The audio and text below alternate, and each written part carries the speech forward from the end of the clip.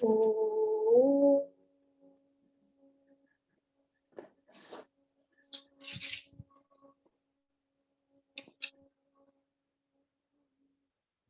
गुरुर्ब्रह्मा गुरुर्विष्णु गुरुर्देवो महेश्वर गुरुर्साक्षात् परब्रह्म तस्मै श्री गुरुवे नमः। तस्मै श्री गुरुवे नमः। आप सभी का गीता अध्ययन के इस सेशन में बहुत बहुत स्वागत, जहां हम सब सूत सर के साथ 7वें अध्याय की चर्चा कर रहे हैं। कल हमने 21वें श्लोक तक पढ़ा था। सूत सर से श्लोक नंबर निवेदन 23 तक पढ़ लिया था हमने। आज हमने श्लोक नंबर 24 पे शुरू करना है। ओके ठीक है सर, सॉरी। आज हम 24वें श्लोक से शुरुआत करेंगे। सूत सर से निवेदन कि आज की चर्चा को शुरू करें, और आज भी सर जितना कंफर्टेबली जितने आप करवा पाए सर, हम उतने करेंगे। बहुत बहुत प्रणाम सूत सर को। आज शशि दीदी किसी कारणवश ज्वाइन नहीं कर पाएंगे सर। हाँ, कोई बात नहीं। हाँ जी, आप पढ़ देंगे श्लोक नंबर 24 को। हाँ जी सर। ठीक। अव्यक्तं व्यक्तिमापन्नं मन्यन्ते माम बुद्धयः परं भावमजानन्तो ममाव्ययमनुत्तमम्। सर ठीक पढ़ा मैंने? हाँ बिल्कुल ठीक, बिल्कुल ठीक। बुद्धिहीन मनुष्य मुझको ठीक से न जानने के कारण सोचते हैं कि मैं पहले निराकार था और अब मैंने इस स्वरूप को धारण किया है। वे अपने अल्प ज्ञान के कारण मेरी अविनाशी तथा सर्वोच्च प्रकृति को नहीं जान पाते। इसको थोड़ा बारीकी से समझने की जरूरत है। संस्कृत के शब्दों को मैं पढ़ूंगा और साथ साथ उनका अर्थ समझने का प्रयास करेंगे। कुछ ना कुछ नई चीज हमें समझ में आएगी। अब बुद्ध यह है, यानी बिना बुद्धि वाले या कम आईक्यू वाले, या जिनकी सोच अभी इस तरफ ईश्वर के स्वरूप की तरफ नहीं गई है, उसके लिए अबुद्ध यह है, यानी जो बुद्धिमान नहीं है या जो बुद्धत्व को अभी प्राप्त नहीं हुए, थोड़ा पीछे हैं। मम अनुत्तमम, मेरे अनुत्तमम का मतलब होता है उत्तम से सबसे उत्तम जो कुछ है, उत्तम से भी बढ़िया। मेरे अनुत्तम अव्ययम, जिसको खर्च नहीं किया जा सकता। इसको जरा समझें। पैसे को खर्च किया जा सकता है, भावों को खर्च नहीं किया जा सकता, विचारों को खर्च नहीं किया जा सकता। फिर लौट के आ जाएंगे। किसी के प्रति मेरी घृणा है, उसको खर्च नहीं किया जा सकता। किसी के प्रति प्रेम है, उसको खर्च नहीं किया जा सकता। इसको थोड़ा मन में रखें। अबुद्ध यह, यानी जिनका आईक्यू कम है, जिनकी बुद्धि कुछ कम है, वो मम अनुत्तमम, मेरा जो सुप्रीम लेवल की लेवल है, उत्तम होने का जो सुप्रीम लेवल है मेरा। अव्ययम परम भावम, अव्ययम यानी जिसको खर्च नहीं किया जा सकता, परम अल्टीमेट, भावम भावना, ईश्वर के बारे में हमारी जो भावना है, यानी कि ईश्वर को समझने के लिए भावना की जरूरत है।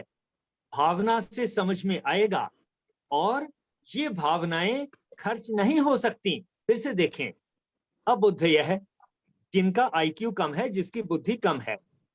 मम अनुत्तमम, मेरे उत्तम से भी अति उत्तम।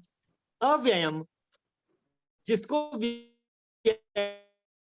नहीं किया, खर्च नहीं किया जा सकता। अल्टीमेट सबसे अच्छा भाव है अजानंत है, ना जानते हुए। ये ऑर्डिनरी मनुष्य ईश्वर के अनुत्तम भाव को नहीं जानता, खर्च नहीं हो सकता इसको नहीं जानता, और परम भाव को, यानी ईश्वर अल्टीमेट है, इस भाव को भी नहीं जानता।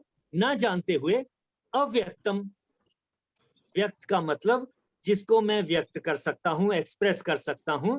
मैं श्लोकों को पढ़ रहा हूं मैं बोल के व्यक्त करता हूं, आप सुन करके इसी अभिव्यक्ति को सुनते हैं, बोल करके सुन करके अभिव्यक्तियां एक दूसरे में आदान प्रदान होता है, यानी कि हमारी इंद्रियों द्वारा ही अभिव्यक्ति होती है।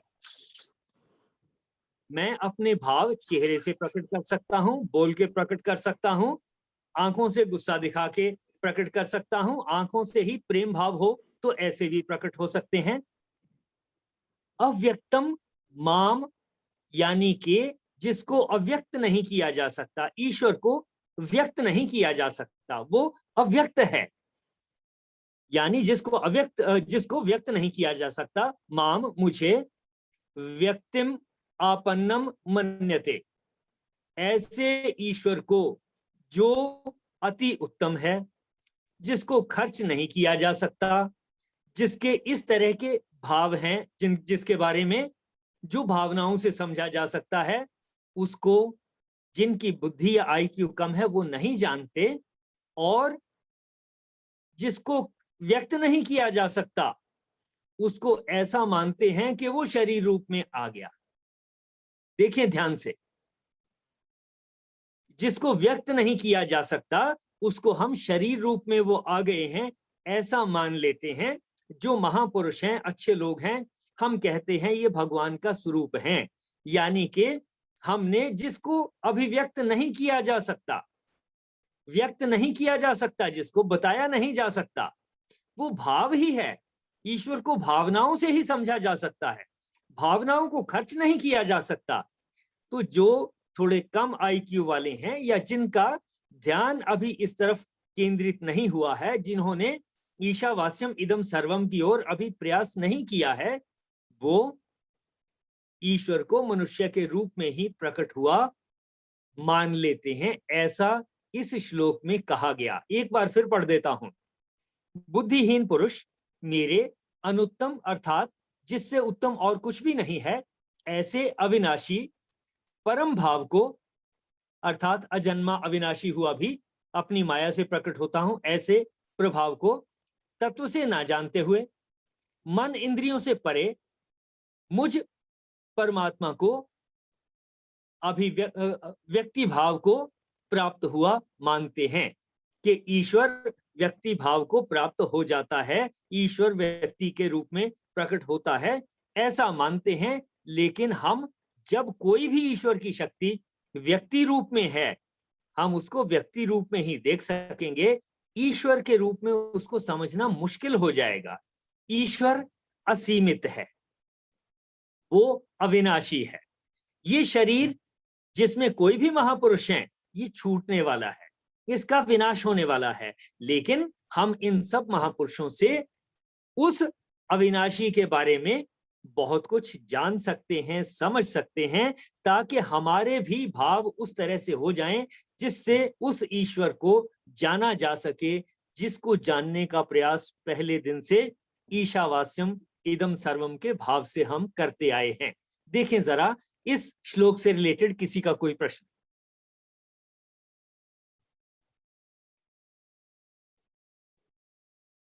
संक्षेप में यही कहा कि आमतौर पे जो ऑर्डिनरी मनुष्य है वो ईश्वर को समझ नहीं पाता, उसको समझ नहीं पाता, और फिर मनुष्यों में जो कोई हमें अच्छे दिखाई दे जाते हैं उनको हम ईश्वर का स्वरूप मान लेते हैं। ये ठीक है, व्यावहारिक तौर से ये ठीक है, लेकिन इतना तक मान लेने से उस अनुत्तम को, उस अव्यय को जिसका विनाश नहीं होता, उस परम भाव को, यानी जो भावों से जाना जाने वाला है।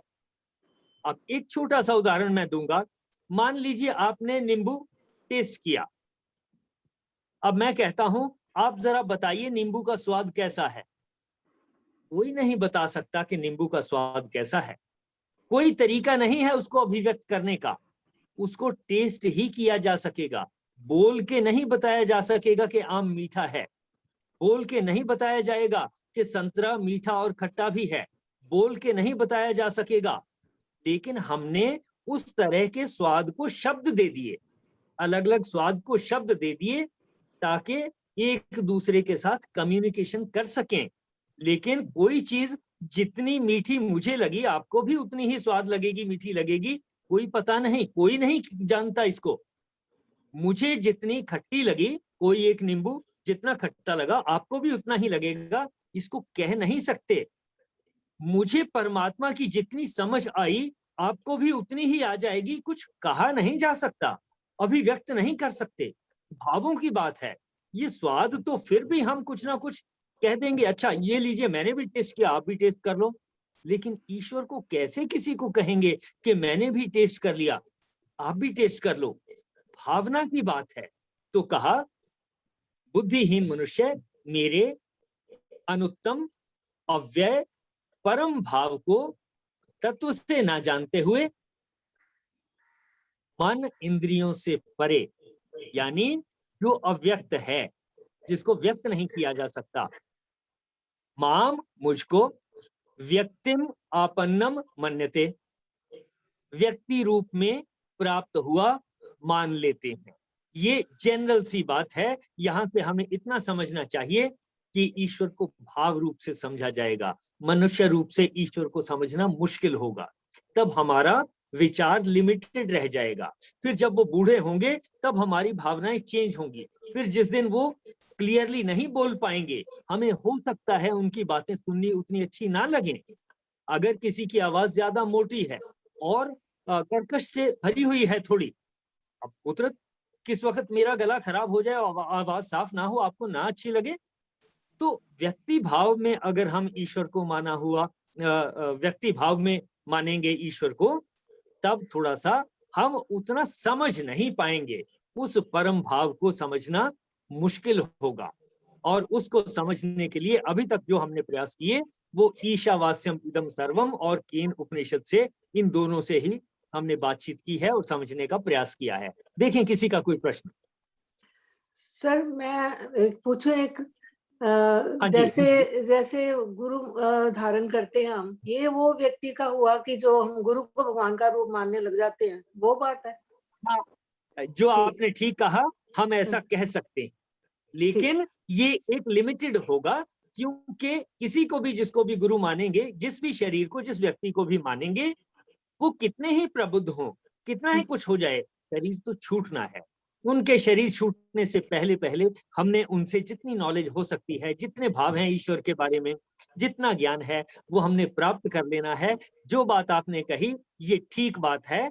ऐसा ही चाहे हम किसी महापुरुष के बारे में कहें या गुरु के बारे में कहें, ये ठीक ऐसी ही बात है कि ईश्वर को समझने के लिए ये रास्ता तो ठीक है, लेकिन हम सिर्फ उनको जानते हुए ईश्वर को सब कुछ जान लेंगे, ऐसा नहीं हो पाएगा, क्योंकि ईश्वर तो अविनाशी है, परम भाव है, अल्टीमेट है, इनफाइनाइट है। उसको समझना हमारी इंद्रियों से परे की बात है, व्यक्त नहीं किया जा सकता उसको, बस उसके इफेक्ट को ही थोड़ा हम देखते हैं।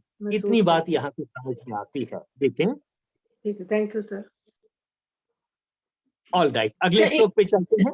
सर एक मिनट, सर एक बात पूछनी सर। सर जैसे कल अभी ये मैम ने भी बताया, जैसे बात की, तो गुरु को हम तत्व रूप में लेते हैं, जैसे हर चीज को हम तत्व रूप में लें। जैसे गुरु भी कई बार बोलते हैं कि गुरु एक मनुष्य नहीं, वो तत्व रूप है। तो यदि हम उसको शारीरिक उसमें, आपकी बात ठीक है कि हमें गुरु को ज्ञान रूप में लेना है, तत्व रूप में लेना है, शरीर रूप में नहीं लेना है। उन्हीं से जो कुछ वो बता रहे हैं, जो ज्ञान दे रहे हैं और जो तरीके बता रहे हैं, उनसे अल्टीमेटली हमें ईशावास्यम इदम सर्वम तक पहुंचने की में हेल्प मिलनी चाहिए कि हम उस अविनाशी को समझ सकें और उस लेवल तक समझ सकें कि हमें अपने शत्रु में भी पता लगे कि उसमें भी ईश्वर का ही अंश है, वो भी ईश्वर के ही शरीर का एक अंश है, और मेरी शत्रुता का भाव उसमें ठीक होने लगे, नॉर्मलाइज होने लगे। हालांकि कई तरीके से लड़के भी ठीक हो सकता है, प्रेम भाव से हो सकता है, प्रेम भाव से ना हो। जैसे पहले मैंने कहा कि किसी से दोस्ती करनी है तो प्यार से, फटकार से, मार से, इन तीन के अलावा कोई रास्ता है नहीं। कि आप किसी के साथ दुश्मनी है, कोई आलोचना करता है, हाँ, प्यार से बात करें, समझने की कोशिश करें, गुरु से नॉलेज लें कि कैसे हम डील करें, समझे किसी से भी नॉलेज लें, हम समझें कि कैसे डील करना है, तो प्यार से, और ना हो तो किसी को थोड़ा सख्ती से भी हम बोलते ही हैं, डांट करके कह दिया, इसी को मैंने शब्द फटकार यूज किया, प्यार से, फटकार से। और अगर मेरे में शक्ति है, वो नहीं मान रहा है, तो मैं थोड़ा पिटाई भी लगा सकता हूं, मार से। तो ये सारे तरीके हैं कि एक दूसरे को, हालांकि हम सब ईश्वर के स्वरूप का अंग हैं, फिर भी मन में डिफरेंसेस रहते हैं। हर कोई अच्छा लगेगा ऐसा है नहीं, हर कोई ठीक वैसा ही सोचेगा जैसा मैं सोच रहा हूं, ऐसा है नहीं। और माया का हम एक्सपेंशन समझ चुके हैं, इसलिए ये डिफिकल्टीज तो आएंगी, डिफरेंसेस रहेंगे, मन में परेशानी रहेगी, स्ट्रेस आएगी, हलचल होगी, पानी में पत्थर गिरेगा, मन में कोई विचार, किसी ने आलोचना कर दी तो हलचल आएगी, किसी ने डिस्टर्ब कर दिया तो डिस्टरबेंस आएगी। लेकिन हम कितनी जल्दी उससे रिकवर हो सकते हैं, ये पूरा प्रयास है हमारा। तो जो बात आपने कही, ये ठीक कि गुरु से हम जितना हो सके जाने, उनको गुरु भाव में, ईश्वर भाव में जाने, और उनसे उन तरीकों को समझ लें जिससे हम पूरे जगत को ईश्वर रूप में और समभाव में देखने का प्रयास करें, जिससे मैत्री का भाव बढ़े। देखें सर, जो आपने कहा था पैसा खर्च कर सकते हैं लेकिन भावों को खर्च नहीं कर सकते, इस भावों को खर्च नहीं कर सकते को थोड़ा और देखिए, मेरा किसी के प्रति प्रेम भाव है, बच्चे के प्रति, पति के प्रति, पत्नी के प्रति, परिवार के प्रति, माता पिता के प्रति प्रेम भाव अगर है, तो प्रेम भाव पैसा खर्च करने से कम होता है, प्रेम भाव तो कम नहीं होता। विचारों से वो चेंज हो सकता है, कल को लौट के फिर आ जाएगा, लेकिन जो पैसा एक बार खर्च कर दिया वो बगैर मेहनत के द्वारा नहीं आएगा। आपको मेहनत करनी पड़ेगी, किसी दूसरे की सेवा करनी पड़ेगी। जो पैसा हम कमाते हैं, आफ्टर ऑल क्या है रुपया? It is exchange of goods and services. कि मैं कोई सामान जो मैंने बनाया हो, या मैं किसी पेड़ से लेकर के आया हूं, फल लेके आया हूं, सब्जी लेके आया हूं, या किसी और तरीके से मेरे पास है, मैं उसको बेच दूं, बदले में दूसरा कहता है अच्छा मैं आपको कुछ नहीं दे सकता, ये नोट ले लीजिए, गवर्नमेंट ने करेंसी बना दी है, अदला बदले का करने का तरीका ये नोट बना दिए। कि किसी के पास नोट नहीं है, वो कहता है अच्छा मेरी रिंग ले लीजिए, अच्छा मेरा ये सामान रख लीजिए, मेरी घड़ी रख लीजिए। तो इस तरह से हम पैसे को खर्च कर सकते हैं। सर्विसेज को भी इसी तरह से, मैंने सेवा कर दी, आपने बदले में मुझे रुपए दे दिए, किसी की मैंने सेवा की, हेल्प की, उसने बदले में रुपए दे दिए, ये लेन देन हुआ। जो बात हम कर रहे थे कि प्रेम भाव को खर्च नहीं किया जा सकता, प्रेम से हम बात करेंगे तो प्रेम बढ़ता है। एजुकेशन को जब हम शेयर करते हैं तो वो बढ़ती है, नॉलेज को जब हम शेयर करते हैं वो बढ़ती है। मैं डिस्कशन आपसे करता हूं तो मेरी अंडरस्टैंडिंग बढ़ती है। मेरी, आपने एक छोटा सा सवाल पूछा तो इतनी चीजें मेरे मन में दौड़ती हैं कि मैंने किस तरह से समझना है कि इस भाव को खर्च नहीं कर सकते, इसको मैं और अच्छे से कैसे समझूं। आपने जैसे ही प्रश्न पूछा वैसे ही मेरे मन में और एनलाइटनमेंट हो गई, मेरे एक्सप्रेस करने के लिए मुझे अंदर से और एनर्जी आ गई। यानी कि भावों को, प्रेम भाव को, इसी तरह से घृणा को भी खर्च नहीं किया जा सकता कि मैंने घृणा शुरू की है और मैं सोचूं कि ये 2 दिन घृणा करता रहूं, इसके बाद ये खर्च हो गई, खत्म गई मेरे दिमाग से। नहीं, जितनी ज्यादा देर मन में घृणा रहेगी उतनी ज्यादा बढ़ती चली जाएगी। जो चीज जितनी ज्यादा देर हमारे मन में रहती है उसी की उत्पत्ति होती है, उसी की वृद्धि होती है। तो अगर मैं गुस्से के भाव को ज्यादा देर रखूंगा, वो पौधा बड़ा हो गया गुस्से वाला। मैं ईर्ष्या के भाव को, ईर्ष्या के बीज को मन में ज्यादा रखूंगा, कैसे रखूंगा ज्यादा? मैंने सुबह बात कर ली एक चीज के, किसी के खराब होने के बारे में, दोपहर को फिर कर ली, फिर शाम को फिर उसी की चर्चा कर ली, किसी की आलोचना कर दी।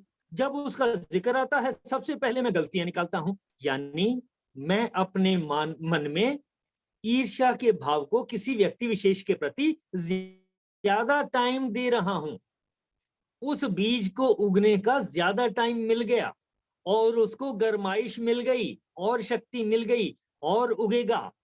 और अगर मैं प्यार के भाव को ज्यादा टाइम दूंगा, उसकी अच्छाई कि ये तो ठीक है, उसमें ये गलती है, ये तो मान लीजिए मैंने 5 सेकंड के लिए बात की कि ये गलती तो है, उसमें कमी तो है, लेकिन उसमें ये बात बड़ी अच्छी है, इसके अलावा ये दूसरी बात भी बड़ी अच्छी है, और बहुत सारी बातें हैं। देखो, अगर हम उसको 6 महीने पिछले जब से कांटेक्ट में हैं उनके बारे में सोचें तो अच्छी बातें तो बहुत सारी हैं, चलो खराब भी है। यानी अगर मैं किसी के बारे में अच्छाई सोचने को ज्यादा टाइम लगाता हूं, बुराई अगर मैंने गलती निकाल भी ली, उसको टाइम कंट्रोल कर लूं कि मैं उसको ज्यादा टाइम नहीं दे रहा, बात बन जाएगी।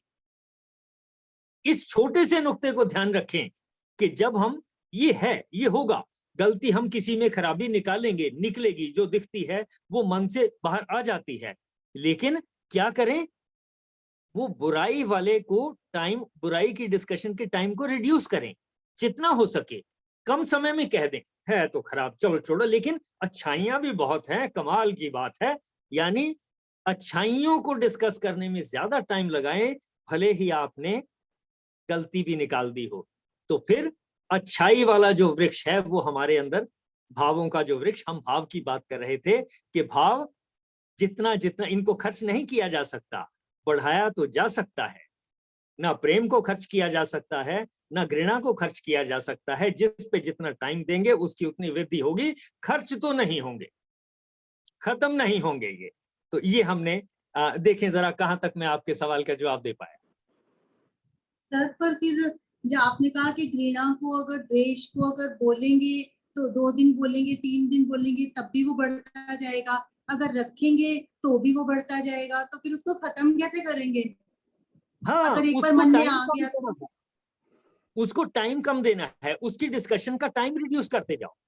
2 दिन डिस्कशन करने की बजाय 1 पे लाओ, 1 दिन में भी 4 बार डिस्कस करने की बजाय 2 बार लाओ। जब 1 बार भी 2 बार भी डिस्कस होता है, उसमें टाइम कम करो, उसमें गलतियां निकालने का टाइम कम करो, कम टाइम के लिए गलती की डिस्कशन रखो, उसके साथ ही उसकी जो अच्छाई है उसको डिस्कस करो, उस अच्छाई को डिस्कस करने में थोड़ा ज्यादा टाइम लगाओ। जिस चीज पे जितना ज्यादा हम टाइम लगाएंगे वो उतनी पक्की, उतने अच्छे तरीके से मन में बैठती है। ज्यादा टाइम अगर 24 घंटे में मेरा घृणा, ईर्ष्या, द्वेष की बातों में मेरा टाइम निकलता है, तो फिर आमतौर पे मेरे अंदर से यही भावनाएं निकलेंगी, मैं जिससे भी डील करूंगा। और अगर मैं इन चीजों के होते हुए भी इनकी डिस्कशन कम करूं और प्रेम भाव, मैत्री बढ़ाने के गुणों को देखने के, उनको ढूंढने के और उनकी चर्चा करने में अगर मैं ज्यादा टाइम लगाऊंगा तो ये भावना मेरे अंदर आ जाएगी। इतना ही तो हम चाहते हैं कि हम अच्छाई को देखें और जो कमियां हैं उनको ना देखें, या उनको देखने और डिस्कशन करने का टाइम रिड्यूस करें। देखें,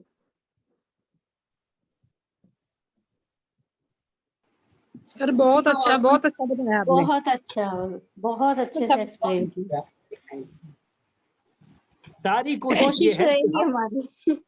और सर हाँ जी। ऐसा करने से मन भी शांत हो जाता है। अगर किसी के पॉजिटिव सोचने लग जाओ ना, मैंने पर्सनल करके देखा है कि नेगेटिव ठीक। सोचती थी तो मन में टर्बुलेंस होती है, जब उसके पॉजिटिव पॉइंट ज्यादा सोचो तो फिर एकदम मन शांत हो जाता है।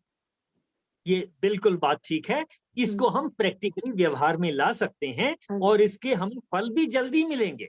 यस, इसके बिल्कुल इफेक्ट ठीक है हमें सर। जल्दी को मिल बहुत जाते हैं। बस इतना ही ध्यान रखना है, गलत चीज, कमी को, आलोचना को, दूसरे की गलतियां निकालने के डिस्कशन के टाइम को रिड्यूस करते जाओ, और साथ साथ उसी वक्त ये भी कह दो लेकिन ये बात तो उसकी बड़ी अच्छी है।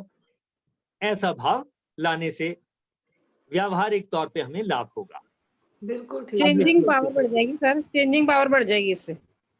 हाँ बिल्कुल हाँ, ठीक। सोल पावर बढ़ती है। बिल्कुल, थैंक यू सर, बहुत बिल्कुल ठीक समझ आई। चलिए आशु जी, अगले श्लोक को, 25वें श्लोक को पढ़ते हैं। ठीक है सर। नाहं प्रकाशः सर्वस्य योग माया समावृतः मूढ़ोऽयं नाभिजानाति लोको मजमव्ययम। मैं मूर्खों तथा अल्पज्ञों के लिए कभी भी प्रकट नहीं हूँ, उनके लिए तो मैं अपनी अंतरंगा शक्ति द्वारा आच्छादित रहता हूँ, अतः वे यह नहीं जान पाते कि मैं अजन्मा तथा अविनाशी हूँ।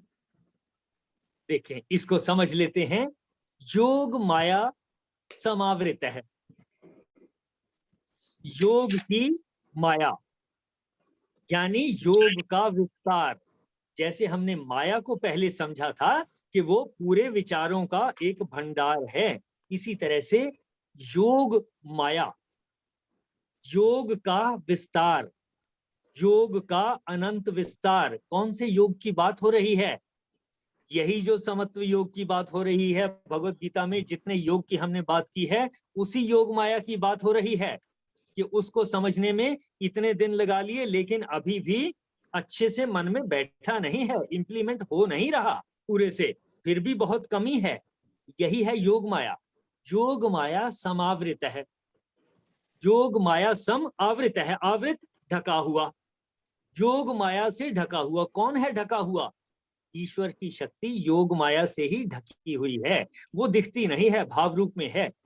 अपनी योग माया से छिपा हुआ अहम, मैं यानी ईश्वर, सर्वस्य प्रकाशः न, सबके सामने प्रकाशित नहीं हूं, सबको दिखता नहीं हूं। आंख से तो दिखना नहीं है, भाव से पता चलना है, और भाव उस तरफ को जाते नहीं। पिछले श्लोक में ये बात हुई, तो कहा अपनी योग माया समावृत है, योग माया में लिपटा हुआ मैं यानी ईश्वर सबके प्रत्यक्ष नहीं होता, सबको दिखाई नहीं देता, सबकी समझ में नहीं आता, सबके भावों में नहीं आता।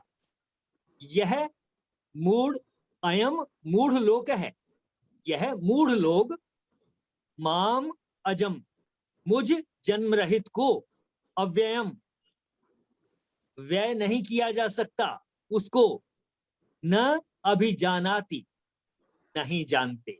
तो दो बातें ईश्वर की शक्ति के बारे में यहां कह दी कि वो जन्म रहित, अव्ययम है, व्यय नहीं किया जा सकता। ऐसे ही कुछ चीजें पहले भी हम, इसके साथ तीसरी बात यहां शुरू में कही, योग माया में लिपटा हुआ। ईश्वर की शक्ति ईश्वर की ही योग माया में लिपटी हुई है, उसको हम आंख नाक कान से समझ नहीं पाते, भावों से समझ पाते हैं। इतने से ही समझ पाते हैं कि वो शक्ति जिससे ये सब ऑटोमेटिकली चल रहा है, बस वो उसका नाम ईश्वर कह दो या कुछ भी नाम दे दो, ब्रह्म कह दो, ईश्वर कह दो, कुछ फर्क नहीं पड़ेगा। ये समझने के लिए है नाम दिए हुए, कोई भी नाम दे दें। लेकिन वो जो शक्ति योग माया से ढकी हुई है और जो अजम है यानी जिसका जन्म नहीं है, अव्ययम जिसको खर्च नहीं किया जा सकता, अविनाशी भी कहा है पहले, जिसका नाश नहीं होता, उसको नहीं जानता। क्यों नहीं जानता? कि ये ईश्वर की शक्ति दिखती नहीं है, उसी की योग माया में ढकी हुई है, और माया में से हमारे मन में एक विचार आया, हम अपने कामों में लगे हुए हैं, तो शरीर यापन के लिए अपने काम धंधों में लगे हुए हैं। इसलिए जब तक ये शारीरिक जरूरतें पूरी नहीं होती, तो ज्यादातर ध्यान ईश्वर की बजाय अपने जीवन यापन के लिए, भरण पोषण के लिए उस तरफ जाएगा। ये नेचुरल सी बात है और इसमें कोई खराबी भी नहीं है, जाना ही चाहिए। लेकिन साथ साथ अगर हम ईश्वर को समझेंगे तो आसान हो जाएगा। एक बार फिर इसकी हिंदी पढ़ देता हूं। अपनी योग माया से छिपा हुआ मैं यानी ईश्वर सबके प्रत्यक्ष नहीं होता हूं, यानी सबके भावों में नहीं आते, दिखाई नहीं देते। दिखाई देने का मतलब आंखों से दिखाई देने की बात नहीं है, सबके प्रत्यक्ष नहीं होता हूं यानी भावों में नहीं आता। यह अज्ञानी मनुष्य मुझ जन्म रहित अविनाशी परमात्मा को नहीं जानता। ये ठीक बात है कि हम इतने दिन से डिस्कशन कर रहे हैं, फिर भी पूरी तरह से नहीं, हम जरा सा ही समझते हैं, हम एक ही लाइन पे अटके हुए हैं, उससे आगे हमें पता नहीं चलता। बस हम एक ही लाइन पे अटके हैं कि वो शक्ति जिससे ये संसार ऑटोमेटिकली चल रहा है, उसको हम ईश्वर कहेंगे या किसी भी और नाम से जानेंगे, लेकिन इतना ही हम समझते हैं। और हमारे अंदर जो शक्ति है, जिस शक्ति से ये शरीर चल रहा है, उसको हम जीवात्मा कहेंगे, ब्रह्म कहेंगे, इस नाम से कहेंगे, इतना ही हम समझते हैं।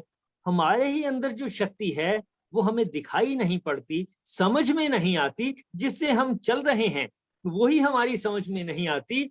और ये जो समझ यही नहीं आती जो मेरे ही अंदर है, जिससे मैं बोल रहा हूँ, देख रहा हूँ, चल रहा हूँ, सुन रहा हूँ, सांस ले रहा हूँ, हृदय धड़क रहा है, बड़ा हो रहा हूँ, बूढ़ा हो रहा हूँ, अगर यही समझ में नहीं आती, यही दिखाई नहीं देती, तो ये तो ईश्वर का, अनंत का एक हिस्सा है।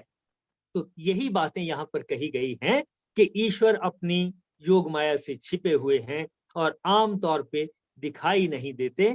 उसके लिए हमें बार बार रिपीट करना होता है, ध्यान में लाना होता है। किसको? ईशावास्यम इदम सर्वम, ऐसे भावों को लाना होगा। भाव खर्च नहीं हो पाएंगे, भाव हमारे अंदर संस्कार बनाते रहेंगे। इन्हीं संस्कारों के इंप्रूव होते होते अंत काल तक हमारा मन धीरे धीरे शांत होता जाना चाहिए, ऐसा समझ में आता है इन दोनों श्लोकों से। देखें सर, तो अब ये क्या पता चला, भगवान कृष्ण जो कृष्ण जी थे वो ईश्वर क्या बोल रहे हैं कि वो ईश्वर हैं या नहीं है, मतलब मैं ईश्वर हूँ या नहीं हूँ, क्या पता चला? उन्होंने अपने इंट्रोडक्शन में अपने बारे में कहा कि हाँ, तू मुझे ईश्वर जान, तू मुझे सर्वशक्तिमान जान। वो अर्जुन से कह रहे हैं कि हमारे बहुत सारे जन्म हो चुके हैं जिनको मैं जानता हूं, तू नहीं जानता। मैं अविनाशी हूं, तुझे इस बात का पता नहीं है। मैं आत्मा को समझता हूं, तू नहीं जानता है। ऐसा कह रहे हैं। और वो जो कह रहे हैं वो अनंत की बात कह रहे हैं, वो अपने बारे में कह रहे हैं। क्या? ईशावास्यम इदम सर्वम, कि इस तरीके से समझो। तो हम कृष्ण जी को इस तरह से समझें, उसको नाम, उस अनंत को कृष्ण का नाम दे दें, जिसको मनुष्य रूप में जो शरीर दिखाई देता है उस तरह से समझ लें। लेकिन जब हम कृष्ण शब्द इस्तेमाल करें तब मन में होना चाहिए ये अनंत शक्ति की बात हो रही है, उस अनंत शक्ति सी की जिससे ये संपूर्ण जगत ऑटोमेटिकली चल रहा है। उसको किसी ने अल्लाह कह दिया तब भी ठीक है, उसको किसी ने ईसा मसीह का नाम दे दिया तब भी ठीक है, उसको किसी ने वाहेगुरु का नाम दे दिया तब भी ठीक है, उसको किसी ने गुरु का नाम दे दिया तब भी ठीक है। As long as we understand we are talking of ईशावास्यम इदम सर्वम, वो शक्ति जिससे सारा संसार ऑटोमेटिकली, सारा यूनिवर्स ऑटोमेटिकली चलता है। उसका नाम ईश्वर कहो, कृष्ण कहो, गोविंद कहो, कुछ कहो, राम कहो, किसी भी तरह से कह लो, हनुमान कहो, कुछ फर्क नहीं पड़ता अगर हम उसको अनंत समझें। हनुमान जी की चर्चा कई दफे आ जाती है। हनुमान के बारे में कहा जाता है पवन पुत्र हनुमान। मैं सोच रहा था पवन, पवन हम हवा को जानते हैं, तो पवन के पुत्र कौन हो सकते हैं? पवन के अवयव क्या हैं? हवा के अवयव क्या हैं? नंबर 1 नाइट्रोजन, जिसकी परसेंटेज ज्यादा है। नंबर 2 ऑक्सीजन, फिर कार्बन डाइऑक्साइड, कुछ वाटर वेपर हैं, कुछ और गैसें हैं जो थोड़ी हैं, गिनी चुनी हैं। इनमें सबसे ज्यादा चीज जरूरी हमारे जीवन के लिए क्या है? ऑक्सीजन है। ऑक्सीजन खत्म हो जाए तो जीवन खत्म है। तो क्या हम ये कह सकते हैं कि जिनको हनुमान जी कहा जा रहा है उनका असली रूप ऑक्सीजन है? आज के दिन में ऑक्सीजन सिलेंडरों की बात होती है कि जी ऑक्सीजन मिल नहीं रही है, इसकी वजह से जीवन खत्म हो रहा है। तो क्या जब उन्होंने एक जगह से दूसरी जगह पार होना था, समुद्र पार करना था, उड़ने की क्या जरूरत थी? वायु तो यहां से वहां तक है ही है, वायु तो एक से दूसरे के साथ जुड़ी ही हुई है, ऑक्सीजन यहां से वहां गई हुई है। कि अगर उन्होंने आग लगा दी लंका में तो हो सकता है उस आग से ऑक्सीजन खत्म हुई होगी और बहुत सारे असुर कहो, कुछ कहो, बहुत सारे प्राणी बगैर ऑक्सीजन के ही मर गए होंगे। तो क्या हम ऐसा भी सोच सकते हैं कि हनुमान जी को हम ऑक्सीजन के रूप में समझें? जाने मनन की बातें हैं। जो मैं कह रहा हूं ये ऐसा ही है या नहीं है, लेकिन पवन पुत्र ऐसा सोचते हुए, इसको समझते हुए, इस पर मनन करते हुए ये बातें, ये सवाल और ये चीजें मेरे मन में आई तो मैंने आप लोगों के साथ शेयर की। यानी बात चली थी कृष्ण जी के बारे में कि क्या कृष्ण जी को ईश्वर कहेंगे? उस शक्ति को कोई सा भी नाम दे दो, कोई फर्क नहीं पड़ता। अगर कृष्ण जी ने कहा कि मैं ये हूं, मैं सर्वशक्तिमान हूं, मैं वो ईश्वर हूं, मैं, मेरे से ही सारी दुनिया चल रही है, मेरे से ही सारी दुनिया उत्पन्न होती है, मेरे से ही सारा विनाश होता है। तो वो जिस मेरे की बात कर रहे हैं वो उस अनंत शक्ति की बात कर रहे हैं जिससे ये सारा यूनिवर्स ऑटोमेटिकली चल रहा है।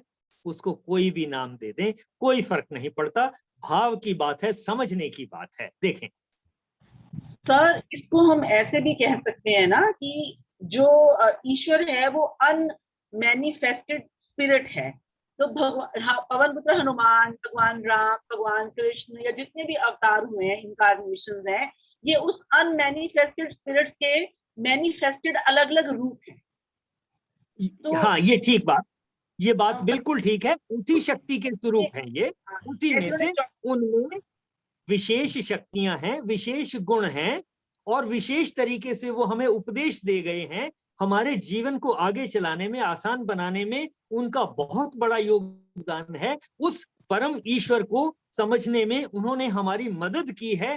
डेफिनेटली वो सब पूजनीय हैं, कोई भी हो चाहे, जो जिसको जैसा समझता है वो सब ठीक है। हाँ जी, 24 श्लोक में भी बात उन्होंने बोली है ना कि मैं अनमैनिफेस्टेड स्पिरिट हूँ और इग्नोरेंट जो लोग हैं वो मुझे सिर्फ एक मैनिफेस्टेड रूप में लिमिट कर देते हैं और इससे वो मेरे उस स्वरूप को पहचान नहीं पाते हैं। और सर एक और डाउट थोड़ा, ये भी 25 श्लोक में आपने योग माया को समत्व योग कहा है।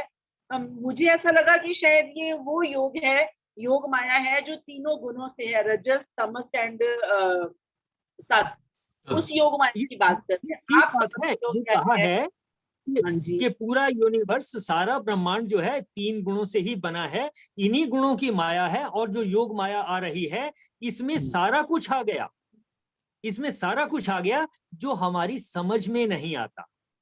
समत्व को हम समझते हैं, सत्व, रज और तम को हमने समझ लिया, उसके विस्तार को हमने समझ लिया। इस कुल मिलाकर के जो सब कुछ है, अब इसको कह सकते हैं कि ये योग माया है, कि उस ईश्वर का जो सब कुछ मिलाकर के सब कुछ है, योग है, उसकी जो कॉम्प्लेक्सिटी है, माया का मतलब कॉम्प्लेक्सिटी, इनफाइनाइट वेरिएशन, ये मीनिंग है, ये हमने समझ लिया। माया का मतलब है infinite variations of same thing, उसमें लेवल ऊपर नीचे हो जाते हैं। तो योग माया, जो योग माया है उसी में ईश्वर छिपा हुआ है।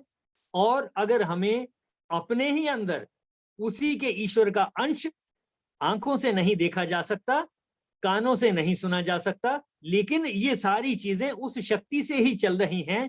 धीरे धीरे जैसे जैसे हम इसको समझते जाएंगे वैसे वैसे मन में और ये सारी बातें पक्की होती चली जाएंगी। देखें, इसीलिए शायद अर्जुन अभी तक कृष्ण को उनके देह रूप में लिमिट करके देख पा रहे हैं, उनको भगवान के रूप में, उनको अनलिमिटेड पावर के रूप में अभी भी उनको वो ग्रास्प नहीं कर पा रहे हैं, डाइजेस्ट नहीं हो रही उनसे शायद ये बात। इसलिए कृष्ण को यानी कृष्ण सिर्फ शरीर में, हाँ, अर्जुन को अभी तक समझ नहीं आया कि अनंत शक्ति, जिसको ईश्वर शक्ति कहा जा सकता है, वो उसी से ही ये सब कुछ हो रहा है और कर्मों की माया है जो कुछ है, ये अभी अर्जुन की समझ में पूरी तरह आया नहीं। इसलिए जहां जहां जिस बात की चर्चा होती है वो नए प्रश्न पूछ लेता है जहां उसकी शंका है, और यही डिस्कशंस हम पढ़ रहे हैं, सीख रहे हैं। और इससे हमारे मन में भी ये जो हलचल पैदा होती है, शंकाएं होती हैं, ये अच्छी बात है। ये हम सब में इस तरीके की जिज्ञासा जैसे जैसे बढ़ती है वैसे वैसे हम उस ईश्वर को उतना ज्यादा समझने में सक्षम हो जाएंगे और समझ पाएंगे। देखें, वीरेंद्र जी का प्रश्न और उसके बाद नरेंद्र सर का प्रश्न है। हाँ जी, वीरेंद्र जी आप पूछिए पहले। कृष्ण जी ने विभूतियों में अपने बारे में बताया है, तो वो शायद अब आगे किसी अध्याय में आएगा। हाँ, कोई बात नहीं। हाँ जी, हाँ वीरेंद्र जी, ऐसे है, जहां जहां आ रहा है सब जगह अनंत की बात आ रही है। अलग अलग विभूतियों में समझ लो, किसी तरह से समझ लो। हमने तो जब से एक दफा शुरू से ये सीखा कि ईशावास्यम इदम सर्वम, यहाँ इस जगत में जो कुछ है वो ईश्वर से ढका हुआ है, ईश्वर में लिपटा हुआ है। जब सारी ही चीज ईश्वर में लिपटी हुई है, बाहर से भी अंदर से भी, जब सारी ही चीज लिपटी हुई है तो सारी चीज उसके ही एक्सप्रेशंस हैं। उसी की बिल्कुल। एक्सटेंशन है, उसी की विभूतियां हैं, हमारे विचार भी उसी की विभूतियां हैं, आसमान भी उसी की विभूति है, और अग्नि है ये भी उसी की विभूतियों में आएगा। अच्छा बुरा जितना दिख रहा है, जितनी पूरे यूनिवर्स में हलचल चल रही है, नए नए तारे बन रहे हैं, कुछ तारे खत्म हो रहे हैं, कुछ नए तारे उग रहे हैं, नए ग्रह उपग्रह बन रहे हैं जिनका हमें पता भी नहीं है, ये सब अनंत है। इस सारे अनंत को मिला करके कह देंगे, कृष्ण जी थोड़ा थोड़ा करके समझा रहे हैं कि पूरे उस ईश्वर के विस्तार को समझो, मेरे विस्तार को समझो या ईश्वर के विस्तार को समझो। अल्टीमेटली विस्तार को समझ लेंगे तो इतना कह ही सकते हैं कि जिस शक्ति से ये सारा विस्तार है उसको ईश्वर कह दो या कृष्ण कह दो या कोई और गुरु का नाम दे दो, कुछ भी कह दो, इससे कोई फर्क नहीं पड़ता, जब तक हमारे मन में है कि हाँ कोई ना कोई ऐसी शक्ति है जो सर्वशक्ति है, जिसके बारे में हम बहुत थोड़ा जानते हैं। इतनी ही बात है। देखें, ठीक है जी, thank you. Hari Om ji. Sir, हाँ जी हाँ जी हाँ जी। कभी कभी मैंने देखा है कोर्ट में जब जिरह होती है तो बहुत आपकी सारे आवाज वकील, नहीं आई, फिर से कहें। कोर्ट कचहरी में, कोर्ट में जब आर्गुमेंट्स होते हैं तो बहुत हाँ सारे जी। वकील जो है ना वो ये यूज नहीं करते। कुछ तो ये करते हैं कि साहब मेरे मुवक्किल के साथ ऐसा हो गया, मेरे मुवक्किल के साथ ऐसा हुआ, और कुछ जो कहते हैं मेरे साथ ऐसा हुआ, साहब मैं मिलॉर्ड में 10 साल से जेल में पड़ा हूं, अभी तक मेरे केस का फैसला नहीं हुआ।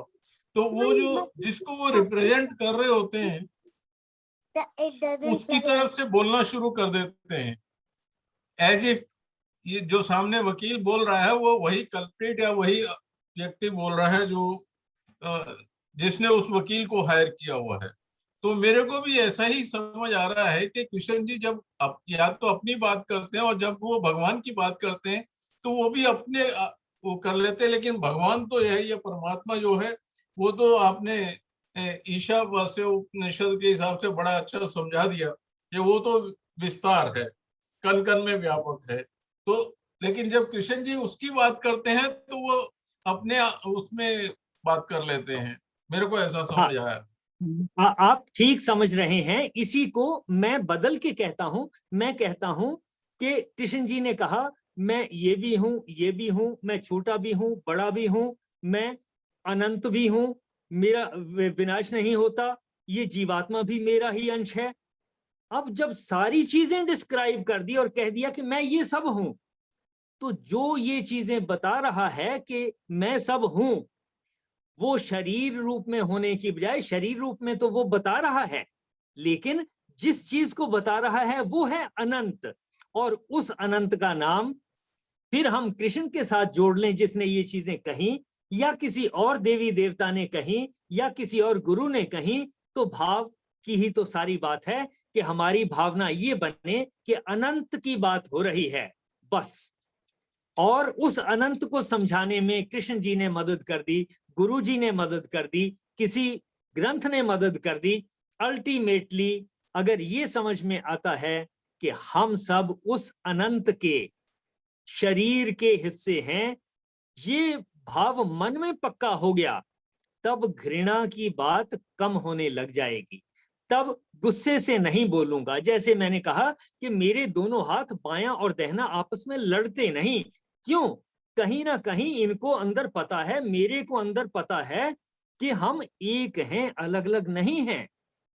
मेरा हाथ मेरे सिर की पिटाई नहीं करता, मेरे मुंह पर थप्पड़ नहीं मारता, मैं मुक्के नहीं मारता अपने आप को, कोई मेरा पैर अपने आप को खराब नहीं करता। यानी कि जब हम किसी एक ही उसके शरीर के हिस्से हैं, तब हम एक दूसरे के साथ जुड़े हैं, एक दूसरे के पूरक हैं, एक दूसरे को सहयोग करते हैं। इसी तरह से अगर ये भाव आ जाए धीरे धीरे कि हम सब ईश्वर के स्वरूप के हिस्से हैं, ईश्वर के शरीर के हिस्से हैं, जो मेरी आलोचना कर रहा है वो भी ईश्वर के शरीर का हिस्सा है, उसको आलोचना करने की शक्ति भी ईश्वर से ही मिल रही है, और मुझे दूसरी तरह से सोचने की शक्ति भी ईश्वर से ही मिल रही है, तो कोई बात नहीं, मैं उसको समझा लूंगा। नहीं समझ में आएगा तो थोड़ा बहुत लड़के भी देख लूंगा, मार से, फटकार से, प्यार से, किसी भी तरीके से कोशिश भी करके देख लूंगा। नहीं होगा तो एक्सेप्ट भी कर लूंगा। यानी कि ये जो ईशावास्यम इदम सर्वम की भावना है, ये हमारे अंदर प्रेम भाव को जगाती है, ईर्ष्या भाव को कम करती है। और ये इस भावना को चाहे कृष्ण जी ने बताया हो या कोई और गुरु बता दें या कोई महापुरुष बता दें, उन सब का धन्यवाद ही है। वो चाहे अपने आप को कह दें मैं ईश्वर हूं, मैं ही सब कुछ हूं, अगर वो ईश्वर हैं तो उसी की शक्ति हम में भी तो है, वही ब्रह्म की शक्ति हम में भी तो है।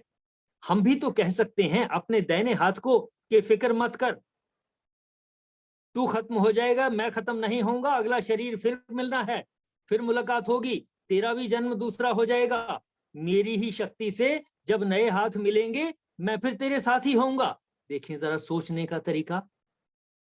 बात तो इतनी ही है कि ये शरीर खत्म हो जाएगा, इस आत्मा ने, जीवात्मा ने दूसरा शरीर ग्रहण कर लेना है, तब वो जो नए हाथ होंगे वो इन्हीं हाथों का तो स्वरूप होंगे। इस जीवात्मा में जो संस्कार बने, वो बनने के बाद जो नए शरीर में हाथ काम करेंगे, उनको इन्हीं संस्कारों से तो आज्ञा मिलेगी।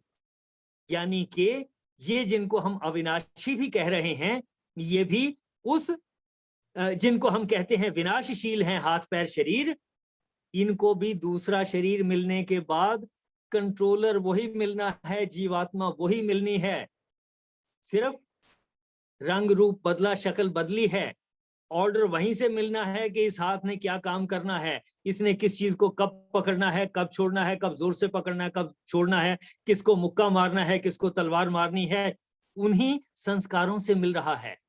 जीवात्मा के वही संस्कार जो हमने दृढ़ किए हैं, अब भी जिनको और दृढ़ किया जा रहा है, इन्हीं से ही हमारे नए शरीर को भी शक्ति मिलनी है, कंट्रोलर वही रहना है। देखें बिल्कुल सर, हमारी आत्मा तो फिर वही है ना, बिल्कुल पुरानी है, वो जैसे जैसे आगे बढ़ेगी वो सारा शरीर वैसे मिलता चला जाएगा। बिल्कुल ठीक। ये तो कंट्रोल बस ये है कि शरीर ही बदलना है, बाकी तो सब कुछ वहीं से चलना है, सब कुछ जो पीछे से चलता आ रहा है। बिल्कुल ठीक, बिल्कुल ठीक। चलिए आज की चर्चा को यहीं तक सीमित रखें और किसी और तो कहें। सर कल आप ज्वाइन कर पाएंगे? मैं कह नहीं सकता, हो सका अगर मैं अवेलेबल हुआ तो डेफिनेटली ज्वाइन करूंगा, लेकिन अगर नहीं हूं तो आप लोग मैनेज कीजिएगा। ठीक, क्योंकि 5 ही श्लोक रह गए हैं तो मेरे को हमें लालच आ रहा है कि 7वां अध्याय तो खत्म कर ले। 8 श्लोकों में भी लास्ट के 2 श्लोक हैं जिसमें श्री कृष्ण जी ने जो बातें कही हैं। 8वें चैप्टर में अर्जुन ने पूछा कि ये जो आपने कहा है इनका अर्थ समझा दो, तो लास्ट के 2 श्लोक तो वो हैं जो कृष्ण जी ने कुछ कहा है, जिसके ऊपर अर्जुन ने भी प्रश्न पूछ लिए, और 8वें अध्याय में उसका विस्तार आएगा। तो हमारे समझने के लिए 25 तक हो गया, 26, 27, 28 ये 3 श्लोक और हैं जिनकी चर्चा होगी, और 29, 30 श्लोक में तो ज्यादा दिक्कत नहीं होगी क्योंकि उसमें सिर्फ प्रश्न को ही समझना है। ऐसे चलेगा। मैं ज्यादा तेज चल नहीं पाता क्योंकि जब तक बात समझ में नहीं आई तो आगे चलने से सिर्फ कोई सिलेबस तो खत्म करना नहीं है। बात समझ आने से मतलब है जितना समझ में आ जाए उतना अच्छा। बिल्कुल बिल्कुल ठीक है सर। समझ नहीं आती, और जितना कई बार रिकॉर्डिंग को सुनना पड़ेगा। अभी भी कई बार रिकॉर्डिंग को सुनेंगे तब समझ में आएगी। बहुत आपने अच्छे से समझाया। यूट्यूब पे कैसे जाना है, मैं शेयर कर दूंगा कैसे जाना है। ये 2-3 दिन के पिछले, आशु जी पिछले 2-3 दिन की रिकॉर्डिंग्स शेयर नहीं हुई हैं, वो भी देख लेना जरा। हाँ जी सर, मैं डालती हूँ। सर चलिए समापन की ओर बढ़े फिर आज। हाँ जी, ऑल राइट। सर्वे भवन्तु सुखिनः, सर्वे सन्तु निरामया, सर्वे भद्राणि पश्यन्तु मा कश्चित् दुख भाग भवेत्। गौ माता की परम कृपा से सुख समृद्धि का बसेरा, गोधन से दुख दरिद्र भागे, सब ग्रंथों का सार घनेरा। बोल गौ माता की जय। हरि ओम तत्सत, हरि ओम तत्सत, हरि ओम तत्सत। बहुत सार्थक रही आज की चर्चा। इस पूरे सहयोग के लिए आप सभी का धन्यवाद और मेरी ओर से आप सबको प्रणाम। प्रणाम। सभी को प्रणाम। पत्रा सर से निवेदन कि आए और भोग लगवाएं हमें। मैंने ये नोट किया है कि अगर 50 आदमी हमारी ये ज्वाइन करते हैं तो सिर्फ 10 या 12 आदमी जो है वो वीडियो ऑन करते हैं और बाकी वीडियो ऑन नहीं करते हैं। और सवाल भी वही पूछते हैं जिनके वीडियो ऑन होते हैं। जिनके वीडियो ऑफ होते हैं उनके सवाल भी नहीं होते। अब क्या इसका मतलब ये हुआ कि जिनका वीडियो ऑफ है वो उनको सारा कुछ समझ आ रहा है क्या? आपने बड़ी क्या हैरानगी की बात है। मींस आप प्रसाद वीडियो वालों को ही दे दिया करो। हाँ यस, मैं उन्हीं को प्रसाद दूंगा जिनका वीडियो ऑन है। बिल्कुल ठीक है। राणा सर भी आ गए हैं प्रसाद के टाइम। हाँ राणा सर भी हैं और स्नेहलता जी भी आ गई, किरण जी भी आ गए। बहुत बढ़िया। ऐसे ही होता था सर, वो जो बच्चे होते थे ना वो प्रसाद के टाइम पे पहुंचते थे मंदिर में कि हम जब बच्चे थे। देखो जी, जिंदगी में हंसना जो है ना सबसे बड़ा जरूरी चीज है। बहुत जरूरी काम है। खाने से भी ज्यादा हंसना ज्यादा जरूरी है। और खुल के हंसिए, मजे से हंसिए, जोर से हंसिए।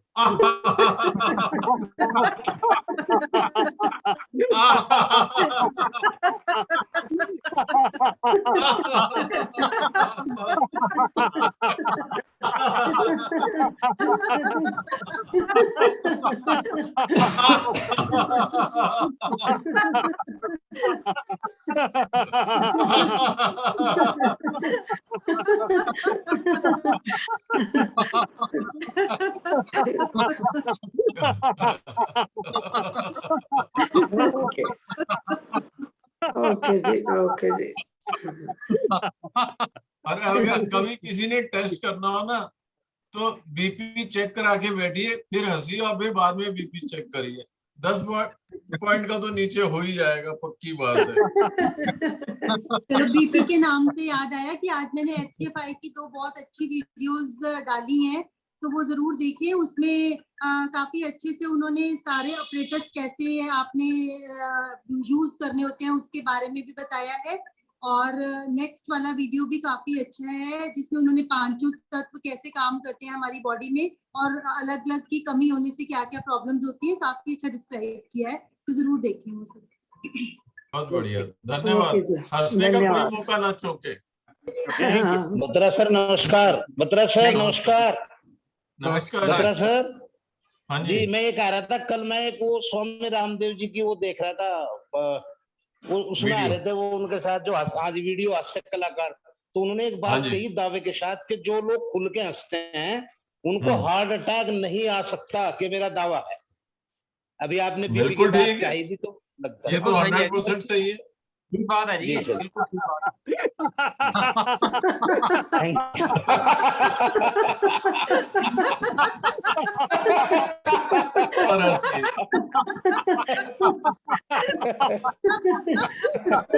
आज बात समझ में आई है।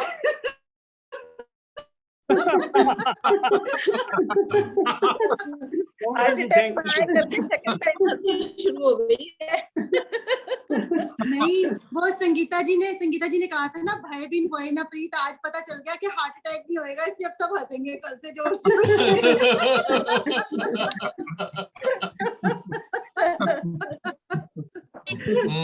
हार्ट अटैक से बचना है तो हंसते रहिए, खिलखिला के हंसिए।